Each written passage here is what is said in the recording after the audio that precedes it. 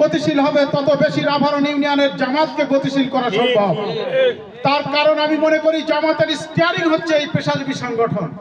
যাদের অর্থে, যাদের মেধায়, যাদের বুদ্ধিমত্তায়, যাদের প্রচেষ্টায় জামাত ইসলাম নাভারন ইউনিয়নে এক গতিশীল পর্যায়ে আছে, সেটাই হচ্ছে পেশাজীবীদের ঐকান্তিক প্রচেষ্টায়। আপনারা যারা এখানে এসেছেন, আমি মনে করি নাভারন ইউনিয়নের উজ্জ্বল নক্ষত্র, যাদের অর্থায়নে এই ইউনিয়নকে পরিচালিত করা হয়, যাদের মেধায় এই ইউনিয়নকে গতিশীল করা হয়, যাদের সন্তানদের ঐকান্তিক প্রচেষ্টায় বাংলাদেশ পরিচালিত হচ্ছে, অর্থাৎ পেশাজীবীদের, বিশেষ করে সিংহভাগ পেশাজীবীদের সন্তানদের প্রচেষ্টায় রাষ্ট্র পরিচালিত হচ্ছে।